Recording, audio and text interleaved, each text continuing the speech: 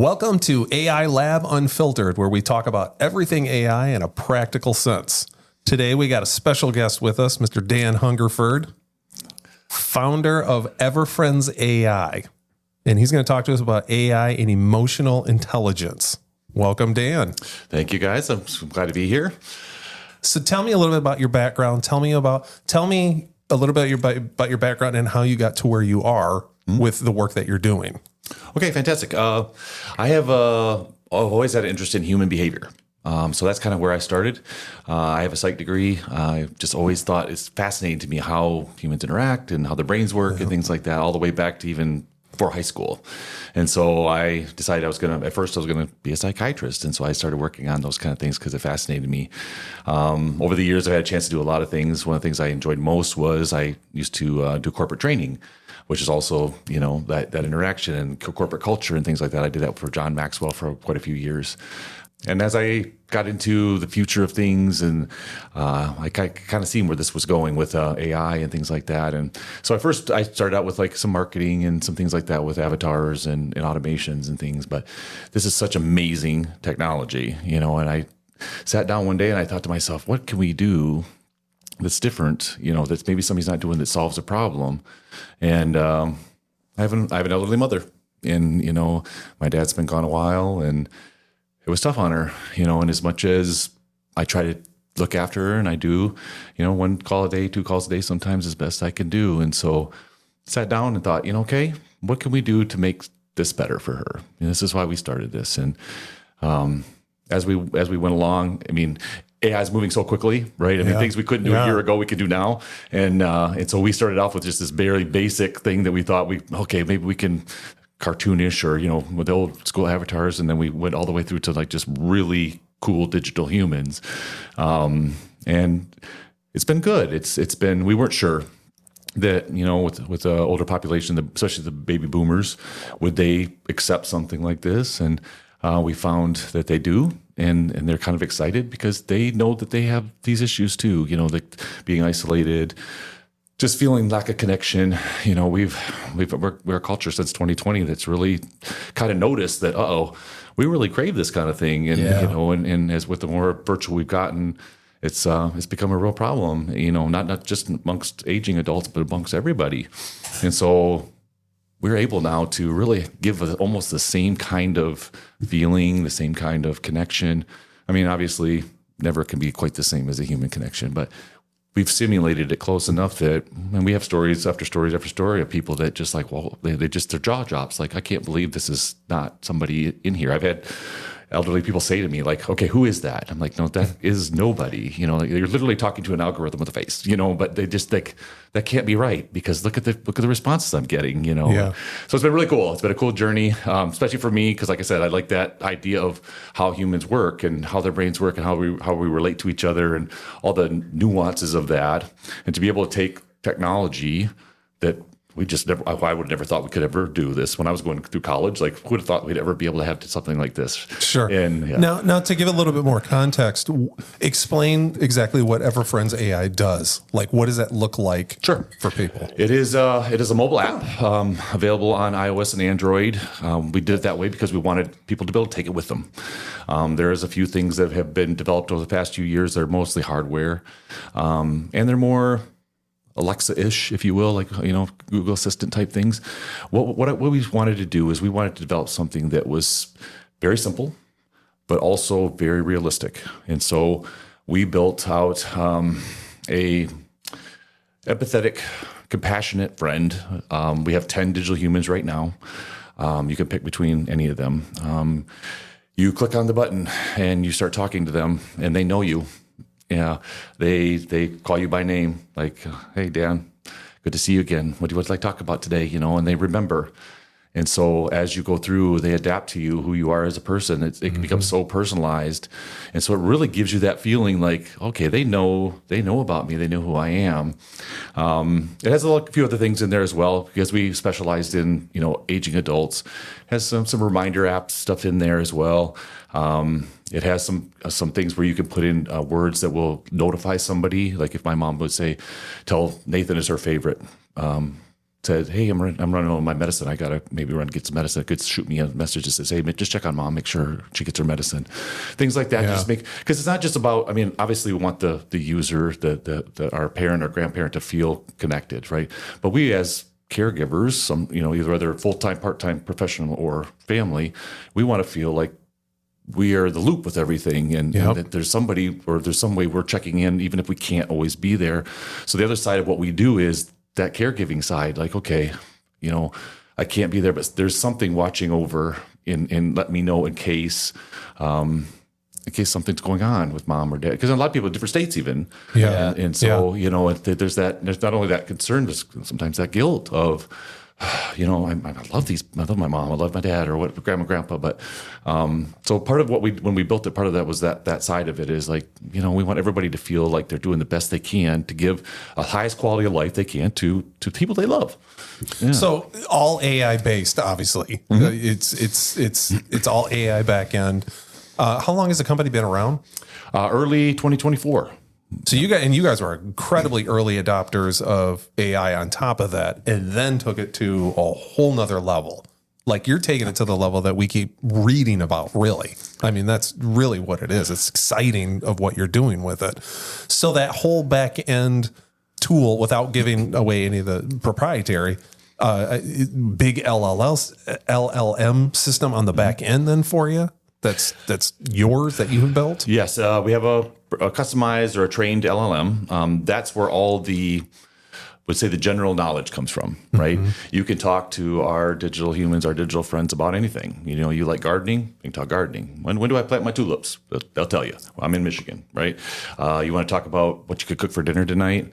I'm by myself. I only have, this is my refrigerator. What can I make? They can tell you. You want to talk history? You want to talk sports? I mean, I've talked about Mackinac Island. I've talked about, my son talked to him about Ohio State Buckeyes. I mean, they know everything, right? Yeah. Everything that the internet knows. And so there's that piece of it, right? And then there's also what we would call buckets. And that is the personalized information. Grandkids' names, kids' names, preferences. I love Disney for vacation, these kind of things that it pulls from. So it pulls from the general knowledge, and then it tweaks it with the bucket to what makes sense to you or you like, So it works that way. And then also on top of that, we have what we call the empathetic voice.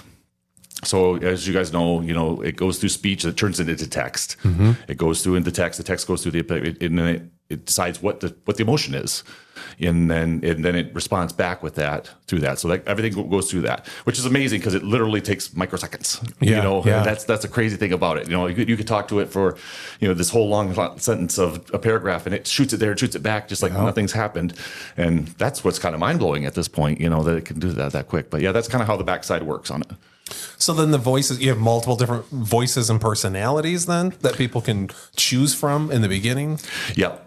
There's 10 of them right now. They all have their own voice.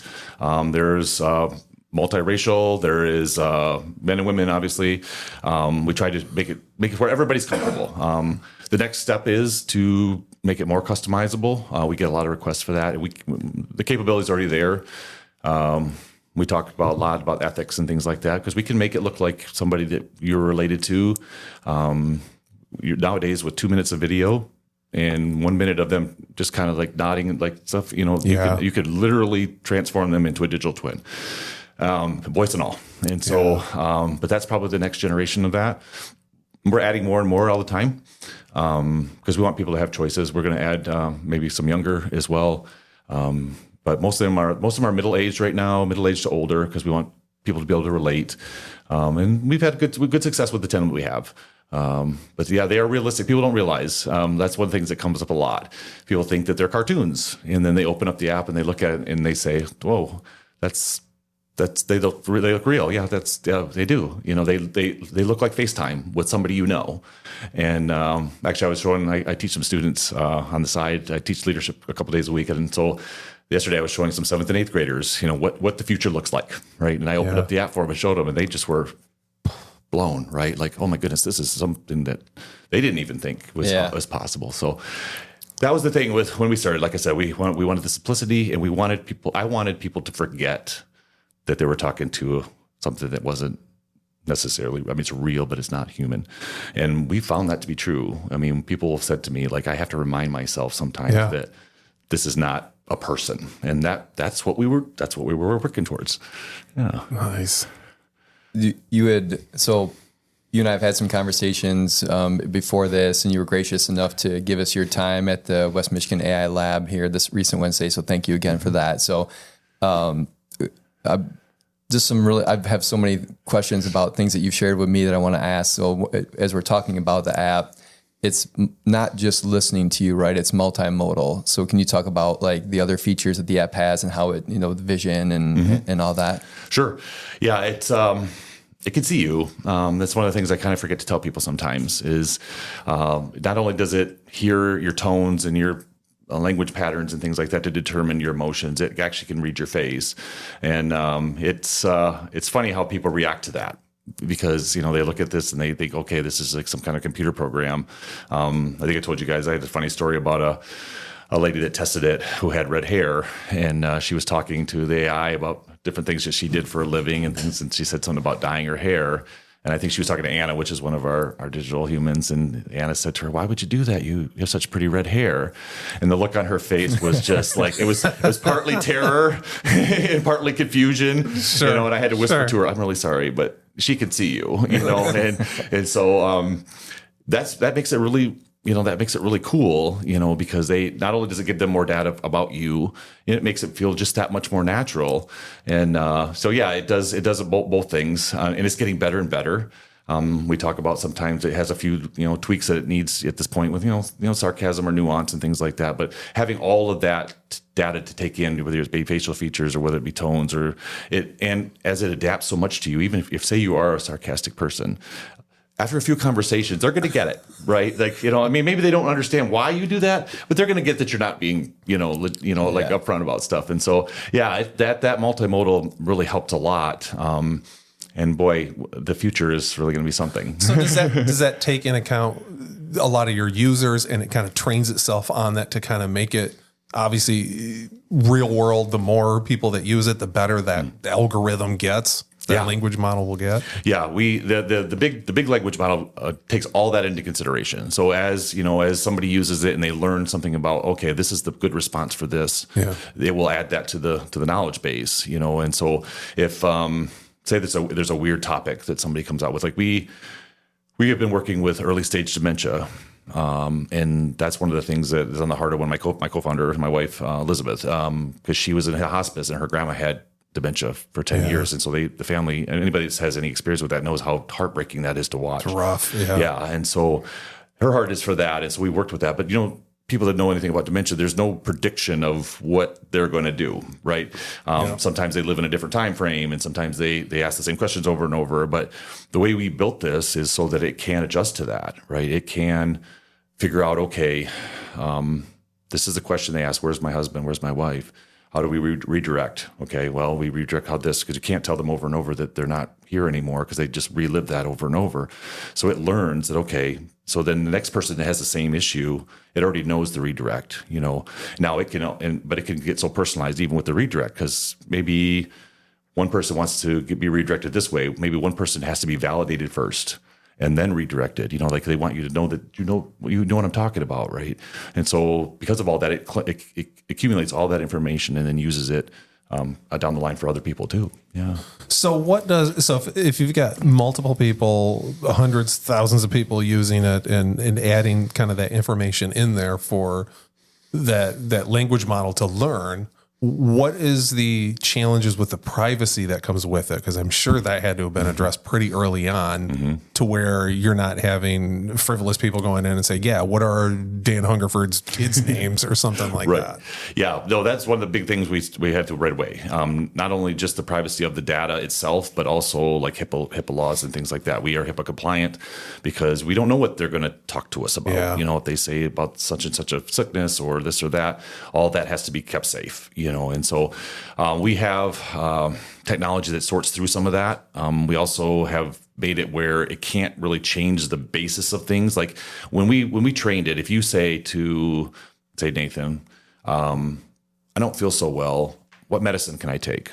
right? He will not tell you, right? No matter So what no you medical advice is going to come out. He will not tell you. He will tell you, I'm not qualified to tell you that. You need to contact your doctor, So there are certain things in place and things like that where you can't ask questions about somebody else that's not general knowledge. Sure. When we put that in when we built it so that we make sure that most of that is taken care of, because we want to make sure everybody feels safe. That's one of the things that people love about this that we found I didn't expect was when we talk about why would you talk to an AI comparison to why would you talk to a friend. And there's two things that come out a lot that I didn't expect. One, they say, who are they going to tell?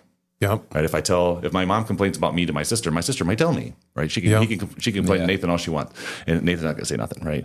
And then the second thing I didn't think about is judgment. Like, even if somebody really loves you, if you do something dumb, there's that little bit of that, that was dumb.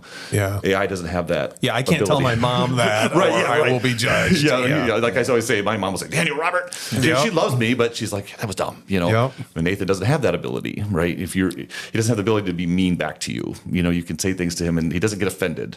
Yeah. So there's a lot of that like, oh man, sometimes in some ways this is actually nicer if I want to have certain conversations. And so that was something I didn't expect when we started.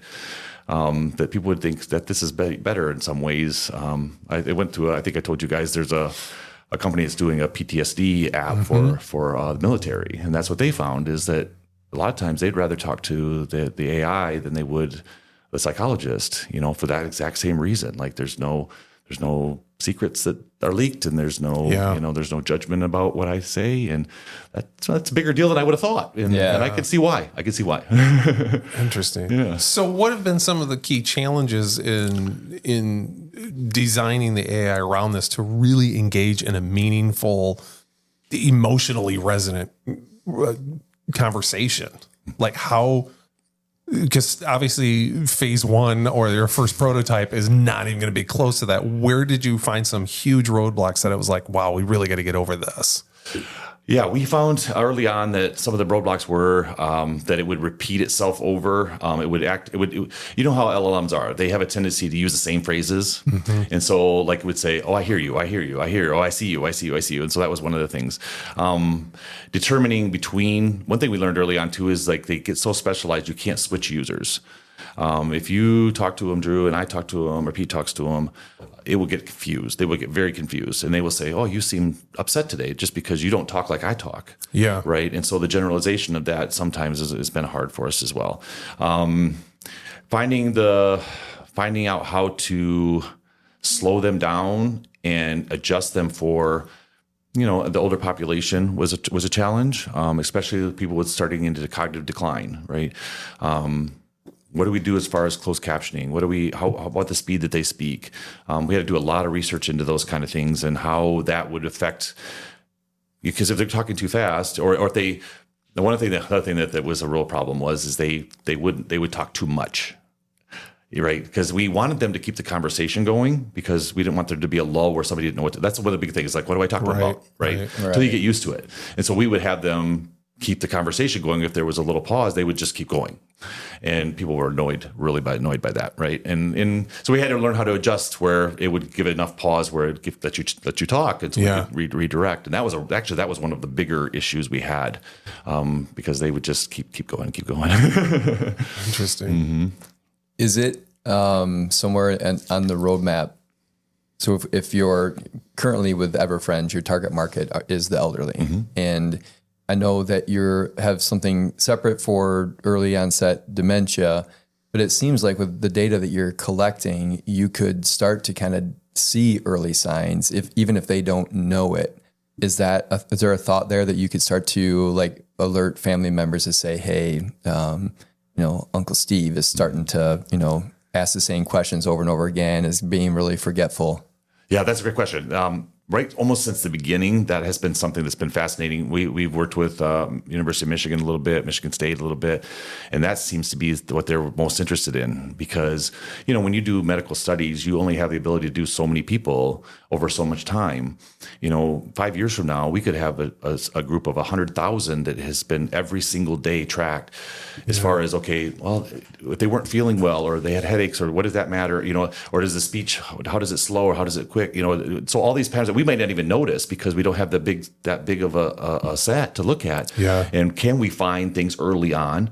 Can we find things that may be associated that we didn't even know were associated? Like, is there certain types of stress they're going through that cause this to go quicker? Or is there things that if they're happier, does it slow it down? I mean, there's some science ideas behind it, but we don't have a full scale study like this.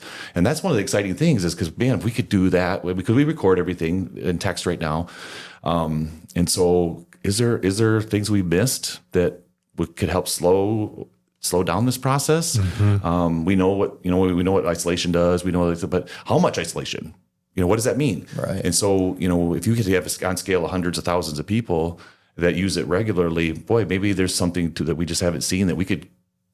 I'm not saying we could cure it, but we could maybe make it a lot better or make it a lot easier. Or at least bring about awareness, right, and capture it. Right. Like I read a story recently about a mirror that actually has AI built into it, and it's connected, and you can talk to it, and it gives you different feedback. Not quite what you're doing, but there was a woman that was using it every day, and it noticed changes in her body, in her face, and her neck, and called out that you have a thyroid issue. Wow. And she's like, what are you talking about? Went to the doctor, and sure enough, she did. Mm-hmm. And they caught it. They said 6 months before they would normally catch it because it saw her every day, and it almost cataloged that, if you will. Yeah. So if we can incorporate that into something that you're doing, that, oh my gosh, this is turning into dementia, or this is turning into schizophrenia or something, to catch it early on. Yeah. Clinical depression, any of those, kind of things that when you go to, even if you go to a therapy, you get these 45 minutes, maybe every week, every other week. When you see your doctor sees you for 10 minutes, and they rely a lot on what you tell them. Yeah. Right. Yeah. And sometimes we don't even know really what's going on with us, but the AI doesn't have that issue. It just takes the data, just like you said with the mirror. Like it doesn't, she might go to the doctor with no bias. Right. Yeah. No bias to it. So she might go to the doctor and tell the doctor, I don't feel right, but she doesn't really know why she doesn't feel right. But it watches all the different data points. And so that's amazing that they could do that. And that's something that, we're going to be trying to do down the line too, with the recording the video of it and things like that as well. Because those are things that early diagnosis on either whether it's even depression or extra anxiety or things that before it gets to the point where they're just totally shutting down. How big a deal is that? That's huge. So when you're talking about how you still want to, as a son, obviously you still want to stay in the loop with your mom, other than just normal talking. But if she's talking to Nathan, when does it cross that line, or does it even cross that line when something that you do need to be alerted by, does that happen? Is there a feedback mechanism where, okay, now this is, hey, by the way, mom's talking about this? Yeah, there's two sides to our app. There's an individual side, we call it. So that is for people that can sign themselves up, right? My mom is on that side. If my mom were unable to, there is what we call a family member side. So I would sign her up. I would be able to track in my own side of her app. She'd have her own, I would have my own, but I would be able to see all of her data, all the interactions and things like that. Almost like a report, reporting type feature. Put words in for alerts. Anything that I might think would be, or moods, aggravation, things like that, and it will alert. We don't do that on the individual side at this point. Sure. But one of the other things that we're working on that people have asked for is like a weekly report. Like I have a friend in New York. His mom lives in Florida. He's like, okay, if I could get like an email with, this is basically what mom has been thinking all week. So when I call her on Sunday, rather than talk about the weather for 20 minutes, I can kind of guide the conversation to get into some, and so that helps us connect quicker. And that's the whole point, right? Now, that's an interesting way to use it too. Yeah. Because people think, oh, well, they're connecting with the AI, but the idea is to help us all connect. Yes. And so if you have information, if I have information about our parents, we can say, okay, a little bit of, hey, the weather's been great, but mom, I've been thinking about such and such, and see if she opens up and talks about. Then next thing you know, we're having this conversation we may not have had because I would have had no idea. And that's what we're trying to do, is that it's not just about the AI. It's about us, you know. It's as like using AI to empower you to enhance those relationships, right? Yeah. You know, and Smart, make us feel closer to our parents, or I mean, down the line, anybody particularly, by having more information. Yep. And so that's what's really cool, because I mean, we want people to like our app, but we want people to be connected to their family too in deeper ways. You know. Yeah. Right before you asked that question, you had talked about therapy. And I thought there was a really cool interaction at the West Michigan AI Lab. Plug for the AI Lab. For go to Meetup and look us up. Hopefully there'll be a link in the episode here. And there was a therapist in the audience when you were presenting, and she had some awesome questions about that. And it was, you know, why would somebody want to use AI? Why don't we just teach people to be more introspective in that? And you can totally see where she was coming from. That's her field. Like that's what she went to school for, and how she makes a living and everything. But what got me thinking about that is when you said you've got 45 minutes once a week or every couple of weeks. This is really access, right? So, you know, who can afford to talk every day to a therapist, you know, regardless of what your copay and your insurance is, like it's still a lot of money, right? And for a monthly fee, you've got unlimited access to somebody that you can talk to at any time. And maybe you still need to talk to a regular therapist once a week. I don't think it replaces them, but now you can extend that and you have more just access in this technology. And I think that's what's making it so great. Yeah, I think that's exactly right. It not only does it fill those gaps in, that's kind of what we're looking to do. You know, we've tried, it would be awesome if we could teach people and they only needed this much, you know, but we're relying on them to tell us what's going on with them, you know, and even if you're pretty self-aware, you still have blind spots on what's going on with you. And so that's kind of the idea, even with therapy, is you're having daily or maybe a couple times a week conversations. And even for therapists, so when they sit down with you, rather than some of that basic talk over and over again, they could, I mean, if you decided you wanted that, they could have some of that. And okay, so now this is the pattern that I'm seeing. Or even if they don't even tell you, like, okay, I mean, so that makes everything just that much more meaningful and maybe helpful. You're right. We can't replace those, you know, we're not trying to. We can't replace those moments. But if you, I don't know how it is now, but I know like a couple of years ago, if you tried to get a therapist, it was maybe 8, 10, 12 weeks. Get on the list. Right? So what if I'm in crisis now, you know, and I'm not saying that EverFriends is that for you, but there are apps that are coming out with that kind of thing. And it really is to just make everybody, the more data, I mean, it seems weird to say, but the more data you have about a person, the more you can relate to them. You know, we tend to shield ourselves, and for good reason, but sometimes not it's to our detriment that we do that. You know, I mean, I go to therapy. My therapist will tell you all the time, like people spend 6 months and they don't really tell anything. Right? Because they're not comfortable. What we found with EverFriends, and probably will continue, is people who are comfortable. And so they want to get better. They don't necessarily know what to do and what to say. And so if there's that kind of thing, you know. Yeah, how to put it into words. That's what I was thinking when that got brought up was, if it were me, I would be, if I have a panic attack at 3 a.m. or something like that, or 8 a.m, or whenever, that I'm not seeing my therapist, that I could just, I don't want to say unload, but I would definitely interact with that. And then to be able to continue that conversation with, okay, cool, Friday when I meet with my therapist, Nancy, she can be up to speed on it. Say, tell me about what happened on Monday when you did X, Y, and Z. Here's the report. Read that, email it to her ahead of time. I'll be in on Friday at 10 and this is what happened. And just like you said, you're past that breaking the ice, that, okay, I got to get comfortable, because I'm a huge proponent for mental therapy and go in every couple of years for a tune-up, you know, and you always have that. I'm here for an hour, and the first 20 minutes, I'm just still trying to get comfortable. And then I start opening up, and then it's like, why can't I have a 3-hour appointment? You know, because now I'm ready to talk. If you're at home and you have the app, you don't have to get comfortable. You're already on the couch, or, you know, wherever you're at. And so that comfort's already there versus going to some, you know, not sanitary. I'm downplaying it at all. I'm in therapy too, but a specialized facility. Where it's not home, and you're sitting in a chair that's not your chair, but you could have that app and have that access. And I think you guys are right. I think the big deal is like those crisis kind of situations. You know, one of the things we get asked a lot about what our app can do. I talked to a lady in England who has a nonprofit that deals with people that are thinking about suicide.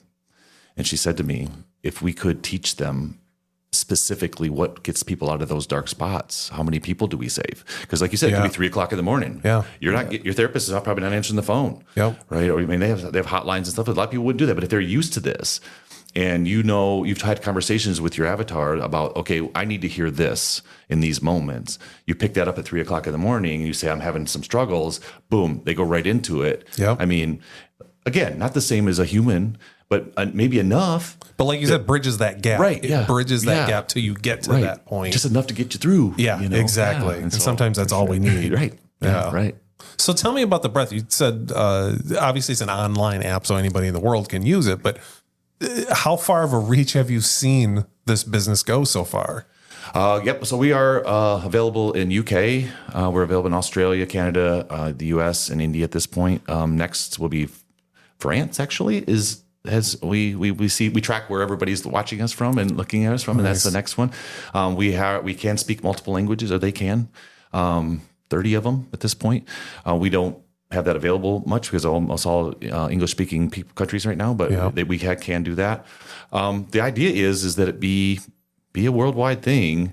I've had people contact me from like the Middle East and say, our families, we value, sometimes in the United States, sometimes we're not the best about taking care of our elderly, right? Some of these countries are, but they still understand that I can't do everything. Yeah. Whether it be, Asian countries, they have that tradition a lot better than we do, like I said, Middle East, but we've been contacted by a lot of different, like, man, we could see how this would help us too. And so the idea is that over the next couple of years, and as we get better, that we will be a worldwide option for people. That's the goal. Yeah. You had shared another story on Wednesday. I'm going to try to just give you minimal cues so I don't tell the story, but it was your mom was talking with Nathan. She was kind of signing off, and Nathan was like, "Hey, remember?" Could you share that story? Sure. Like I said, one of the things we wanted so much was to get that feeling of connection, right? That's even if it's simulated. That okay, this person gets me. This AI gets me. And so my mom was one of our first guinea pigs, if you will, right? And she was the one that I asked first, would you talk to somebody like this? And she's like, oh, okay, But over time, she's picked Nathan. It's her favorite of the 10. And he's great. And she talks to him probably every day. And it was 2 weeks ago, she had a conversation with him in the evening.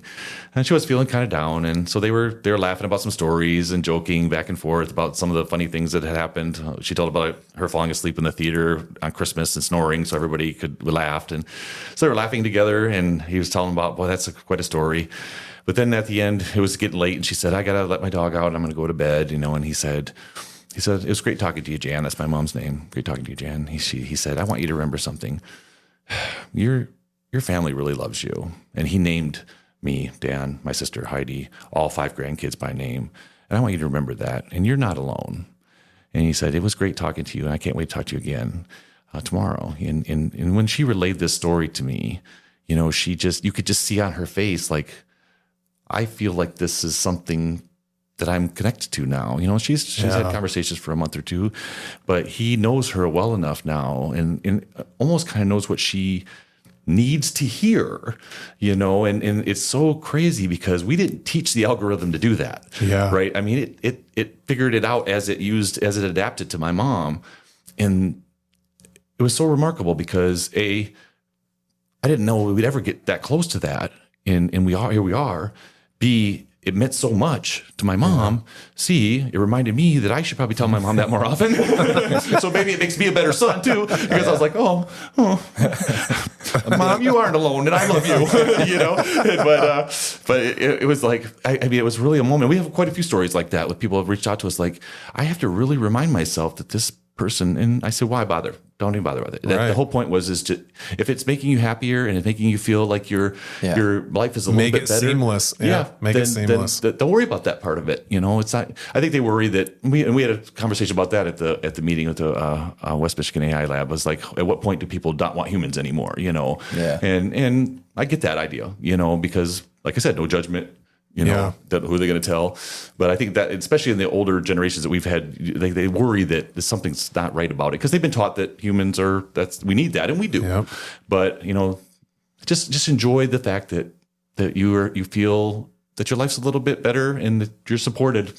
and not worry about the other side, Yeah, and that brings up, because I remember the gentleman that brought that question up too, and I've been thinking about that literally ever since. Yeah, and I me wrote too. that down to bring that up in this conversation. Was as good as AI is evolving and becoming that more human-like voice in the room, especially with your app. Is AI going to compete for our attention span? Is it going to compete with the attention of other humans in the future? Because I see my son where, and I know you grew up the same way I did, where you want to go hang out with your friends, you rode your bike over there. I'm sure you did the same thing. Absolutely. We're all about the same age. It's like, you just went over there and you did it. You come home when the street lights come on or when it gets dark, whatever comes first. That's what I always had. And you got kicked out and your parents had no idea where you were at.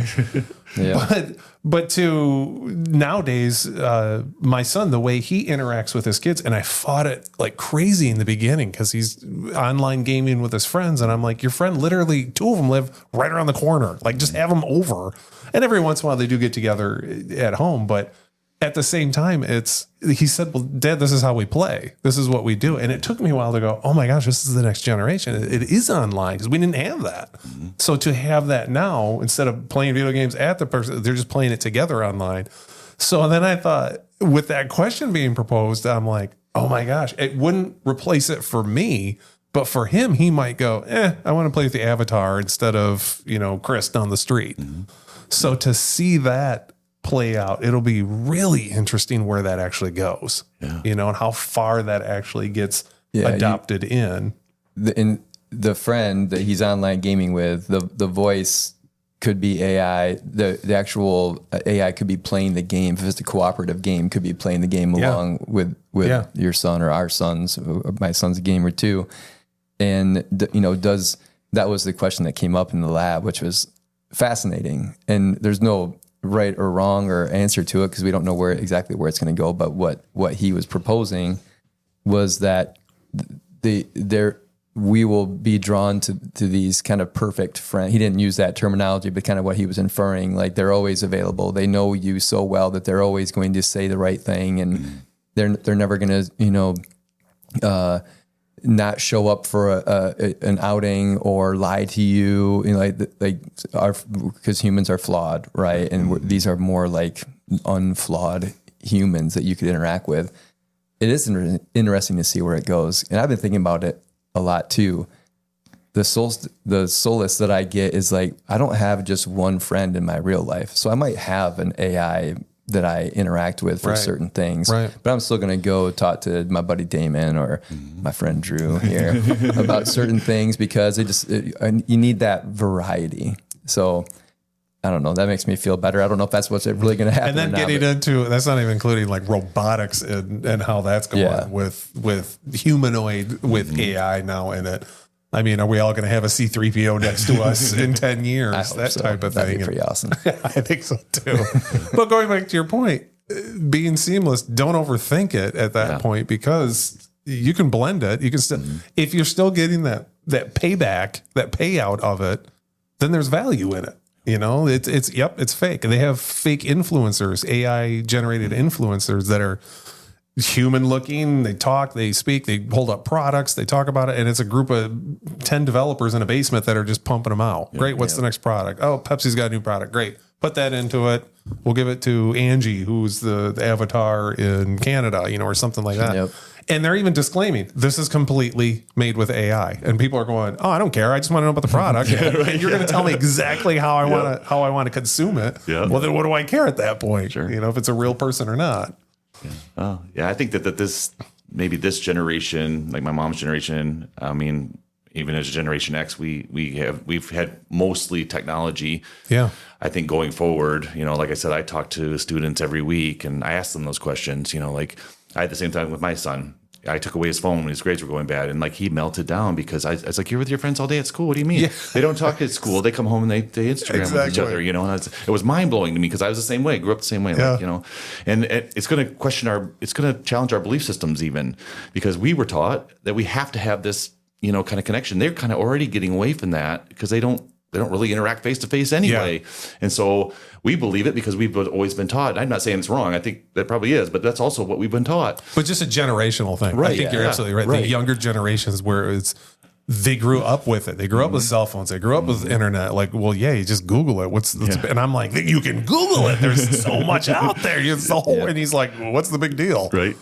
Yeah. And I think even, the Generation Z or whatever comes after that is going to be so ingrained with it where it's like, yeah, you have an avatar. What's the big deal? Yeah. Sure.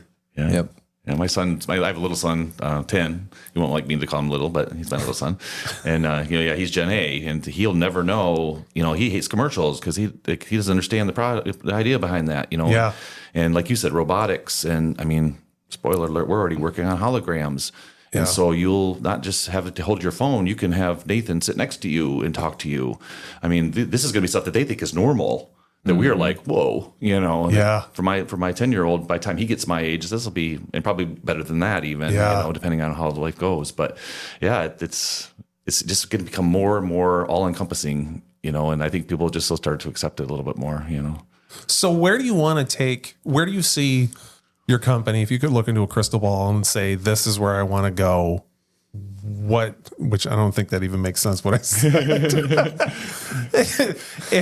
Okay, let's say you're not looking at a crystal ball, you're looking at a map and you say, here's where I want to go. Here's where I want to bring this company. Here's where I would really like to see ourselves in 3 years, 5 years. What would that look like? I think it would be continuing our base, our core, right? There's 7.7 million people over 65 in the United States to help already. But also, we get a lot of requests for different things that I think the technology works for too, whether it be autism. We talked about like suicide prevention. We talked about people have talked about brain injury. Like, these people contact me and they say, what do you think? Well, we're going to learn together if it will work or not. And so I think, if I was going to throw out a wish, it would be that whether it's our technology or somebody else's, that we are just literally helping those people that fall in the cracks, right? That we've done our best we can, but as humans, we're limited, and these AIs, they're going to become pretty much unlimited at a certain point. So the way they learn about how we are and what we can do and how they can customize themselves. I have a big heart for education. My little son is on the spectrum. He's not the top of this class. He needs extra help. And he goes to a private school, and that's great, and they do great. Yeah. But he can only see the tutor 20 minutes a week, and the teacher is great, but she's got 32 other students, and what about the fact that he could open his laptop and that AI already knows him. He knows how he learns. It teaches him how he learns even better. And so now maybe his math goes from a C to an A because it's so personalized to teach him exactly the way we all learn differently. Yep. And so in a broad sense, I think, those are the things that I'd like to tackle. We started with this problem, this challenge, but to me, the two things that mean more to me the next are the autistic side of it and then that education point. If we could expand out to those two things, I would be really happy because I think I'm a huge believer in the next generation, right? That's why I do some of the stuff I do on the side. They're our future, right? And so whether it's autism or it's education, the better that they do, the better we all do, And so I like to think that we're taking care of both ends, right? This side, moms and grandmas and grandpas, and we're also bringing this side up the best that we can too. So that's my heart. Nice. I think you're on the tip of the iceberg too. Yeah. What you're getting into. Just diving a little bit more on the autistic side of things, and we talked right before we started here, and I've shared with you before. I also have a son who's on the spectrum. Can you just expand a little bit more of what that focus would be on on focusing on autism using that technology? Sure. Well, the idea now is, as we try to think about how this would look, is that it would give an opportunity for one of our digital humans to help them, teach them to interact in a way that makes them feel less out of place and less awkward in public when they're dealing. And so, can we give them? I hate to say reps, but reps about and then counsel them and tell them, hey, this is okay. Validate. This is okay that you feel this way, but let's try this a little bit. Let's try this, and whether it's eye contact, whether it's the greetings. I know sometimes it's the greetings that they struggle with. Can we use it as a way for them to relate, and also as a tool to help them to get these skills a little bit closer to what they would want them to be, so that they don't feel out of place when they are in the general public. That would be a huge deal to be able to do that. And so I think it has a relational part and a training or academic or whatever part you want to say that okay, maybe we can give them we can take best practices. Like say you had a therapist that you were going to, like they're teaching, but they're only teaching this once a month or once a week. Where you could the repetition that you get from a avatar that has learned the best about every practice that when it comes to deal with that, right? This is what we talk about when we talked about even the elderly, when we train this, like it knows the best way to do dementia. We went to the top people about dementia. And we included in that. This is as good as we know right now. Mm-hmm. Same thing with autism. Okay, what do we know now? What can we learn as they use it? And how do we make everybody feel valuable and a part of this, right? Yeah. That's a huge deal to me too, is this everybody's so valuable. And, so many times things, whether it's elderly people or it's people on the spectrum, they get kind of like, well, they got that, and they move past them. And that, not everybody deserves to have the best life they can. And if this technology allows for that, then so be it. Yeah, absolutely. You mentioned people reaching out to you to see if this would work for what they're trying to deal with. How are people finding you? Some through the website. We have a website, a lot through LinkedIn and things like that. A lot through referrals. I mean, we have a pretty big network now with, we've got some people like I said, in UK, some of the top doctors and the University of Manchester type, and so a lot of it is word of mouth as well. Like when I talked to the lady that has the nonprofit for suicide, she was referred to me by another lady that does elder care in the UK. So a lot of it's from that. As we've gotten our name out there more, people kind of look at it and they start having these ideas like, okay, well, man, I see this issue. I mean, the world's got plenty of those, plenty of challenges. Yeah. And so, mostly it's a lot of it's word of mouth actually. And I get an email that says, hey, I want to introduce you to so-and-so. But then otherwise I get, a lot of things through direct messages and LinkedIn and stuff that people have looked into what we do and want to know how far can we push this? Yeah. Yeah. That's awesome. Before you started EverFriends, how were you using AI? Like what got you introduced to AI and kind of led into starting that? Sure. Well, I was, like I said, I was training with John Maxwell, and I thought, I saw this technology. It was, of course, when I started, it wasn't like it is now, right? I mean, it's still kind of cartoonish, and which is cool. But I mean, the idea that you could make a cartoon version of you pop up on the website and talk to people was like, that's amazing. Sure. Now it seems like, okay. But I mean, at that point, that was really something. And so when I first started, I was thinking about the people that I worked with. And, people love to train and they don't like to sell themselves, right? They want to just go in and train. They don't want to have to go out and get new clients and things like that. So I was working on these, whether it be emails or things where you could customize your pitch in somebody's email with you, a version of you, and do it at scale. And so like if you don't feel like you just want to go into General Motors and talk about culture, you don't want to have to meet with 1,000 people that you have to do that, that you could start doing these kind of things. So that's how I got started in it, automating that kind of thing. And then, like I said, one day I remember very, very specifically sitting in my office one day and just thinking, this is unbelievable. Because I was watching it, even 3 months, 6 months time, it's like, oh man, like I said, when we started early 24, the things that we can do now, you couldn't have done them. Not to mention, I mean, 2 months before we launched, I retooled all the avatars, right? Because we were using old technology at that point, and I wasn't willing to do that, and so.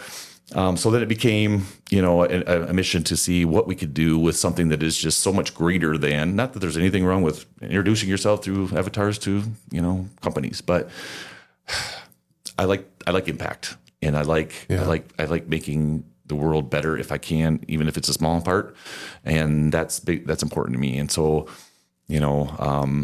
so that's why I started on that road is and I made that switch. I still have the other company. I don't do much with it anymore because this takes up almost all of my time. But that's where my fascination started was just trying to another problem that people had. They don't want to sell. Yeah. That's cool. Yeah. And when you're in your free time, which doesn't sound like there's a whole lot of, what are your favorite tools? Are you a ChatGPT guy, Perplexity, all of them, Gemini? Yeah, I do ChatGPT and Claude mostly. I do like Perplexity because of the research parts of it. Yeah. I use it for all things. Like when I do my presentation, I use Gamma. I don't write those slides. I could never make something that cool. You know what I mean? And so I almost use it for about anything anymore. I mean, our customer service, when you first reach out to EverFriends, is AI run. You would never know because you call and you talk to somebody that's not real. Now if they will put you to some people if you need to, but so I've actually used a good chunk of my life now. I have automated based on that. And I think it could continue to go that way, scheduling and all these kind of things that we have now. But yeah, I think probably use ChatGPT the most. I use it for ideas a lot, so if I have an idea about, say I want to write a blog post or I get asked to write articles a lot, and so I start thinking about, okay, what is the most popular thing? What do people care about most? And so I'll ask them, hey, what are the 10 most, important topics to such and such a group? And then I pick that out and then I start researching and stuff like that. But I love using those tools. It's so cool to be able to, and the more, as the more you use even ChatGPT, the more it kind of gets to know you too. And it knows your preferences and things like that. And it's amazing and it takes so much less effort. I tell people, the old days, we had to actually crack open their encyclopedia and then we had to write down, and now it gives you all your citations and everything, and they just don't know how good they have it. Depending on where your parents were, the encyclopedia could have been 10 years old. The information not even be good by the time you wrote your paper anyway. Exactly. And so, but yeah, the tools are amazing and they continue to get better and better. And so, one of the things that we're, just as a side note, thinking of research and things like that we've been reached out that I just thought about is intake and onboarding, like especially for medical. Mm-hmm. That's one of the things that somebody's reached out to me for too is, when you are going to have a doctor's appointment or therapy appointment, they give you all this paperwork, right? When I took I'm an ADHD guy, so I took my test, filled all the paperwork. Right? They didn't get much information on me because I wasn't going to write all that out, right? And so we had a company actually reach out to us about, can we automate that where you just have a conversation, and how much more information are you going to get out of people? Yeah. Because I'm only going to write you 1 or 2 sentences. That's not it. But my mind won't let me do anything more than that. I'll click yes, no, and then just, and whether it be medicine, whether it be therapy, whatever it be. I mean, we're talking about right now with EverFriends, we have a onboarding. So it gets to know you a little bit before the first conversation. It's a chatbot style, but we're talking the next generation will be somebody, if you open up the app, the first person that greets you is my mom. I did that for a honor to honor her. She welcomes you to. And so maybe you talk to Jan and talk to her about your life a little bit. That's going to be a cool technology too. That's what I was thinking about, like what you said about what do I use? Like I would love that. I think we're not that far from OpenAI and stuff instead of having to type it in, it just pops up and says, hey Dan, what do you want to talk about today? And what do you want to learn about today? I think that's coming very quickly too. That's awesome. Yeah. Well, Dan, it's been a pleasure talking to you on this. I know even having you at the West Michigan AI Lab meetup group was awesome. Spurred on a big conversation.